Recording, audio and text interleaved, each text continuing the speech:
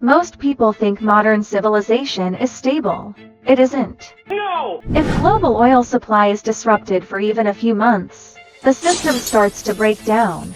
Not slowly, but all at once. During the oil crisis of the 1970s, Americans had to check their license plates before going to the gas station. Cars with odd numbers could refuel one day. Even numbers had to wait until the next. Gas stations were closed on Sundays. In Germany, private driving was banned on 4 Sundays nationwide. Highways stood empty, almost like ghost towns. In the United Kingdom, the situation was more severe. Factories were allowed to operate only 3 days a week because electricity supplies were limited. Now the Middle East is unstable again. Tensions around the Strait of Hormuz have already pushed oil prices up by more than 40%. Many people see this and think oil is simply becoming more expensive.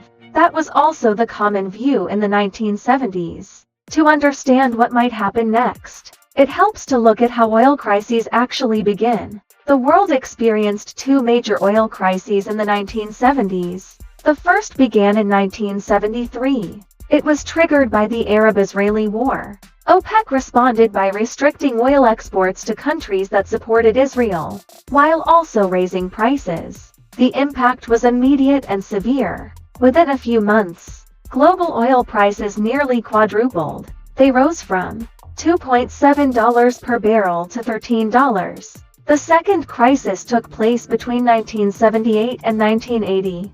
It began with the Iranian Revolution. Oil production in Iran fell sharply, from about 6 million barrels per day to around 700,000, before the market had time to adjust. Another shock occurred. The Iran-Iraq War began in 1980. Combined production from the two countries fell by more than 7 million barrels per day. This reduced nearly 1/5 of global supply.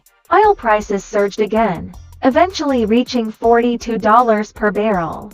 This led to a period known as stagflation. Stagflation refers to a situation where economic growth slows while inflation remains high. In the United States, inflation reached about 12%. In Japan, it rose to 25%. In the United Kingdom, 24%. Factories struggled to stay open. Industrial output dropped significantly. Japan declined by 18%. The United States by 13%. Germany by 10%. The challenge was that traditional economic theory did not apply well. Raising interest rates did not quickly reduce inflation. At the same time, economic activity continued to weaken. Governments responded in several different ways. They controlled prices, reduced demand, and tried to improve efficiency. The first two provided short-term relief. The third proved to be the most effective. First, price controls. The United States capped oil prices from older fields at $5.25 per barrel, which was less than half the market price. On the surface, this appeared to protect consumers. In reality, it distorted the market. Oil companies had little incentive to explore new fields. From 1973 to 1978, U.S. crude oil production declined each year. Dependence on imports increased. Long lines at gas stations became common. Second, reducing demand. The United States introduced a national speed limit of 55 miles per hour. This reduced fuel consumption by about 15%. Airlines reduced fuel use, and households limited heating levels. Gasoline rationing became common. Germany introduced car-free Sundays, reducing weekend oil consumption by about 40%. The United Kingdom limited industrial electricity use to 3 days per week. These measures reduced consumption in the short term, but industrial output declined and economies entered recession. The real solution came from a different direction: improving energy efficiency. This proved to be the most effective approach.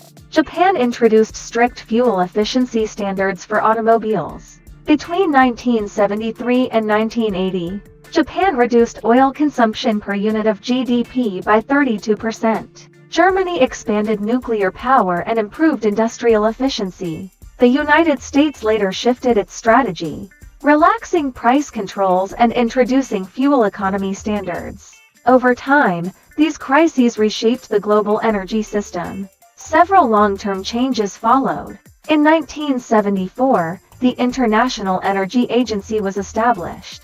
Member countries were required to maintain oil reserves equal to at least 90 days of imports. Strategic petroleum reserves became standard policy.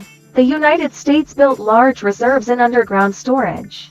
The global energy mix also began to change. France expanded nuclear power. The United Kingdom developed North Sea oil. Japan invested in early renewable energy technologies. In 1983, oil futures markets were introduced. This allowed oil prices to be traded in financial markets. The key lesson is straightforward. Short-term measures such as price controls and consumption limits can provide temporary relief. However, they are costly and do not solve the underlying problem.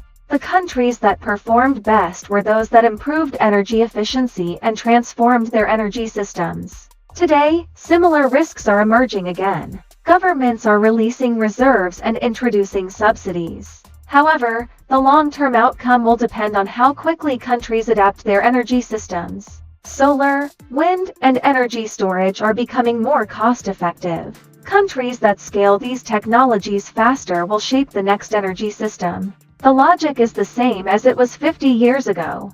The only difference is scale.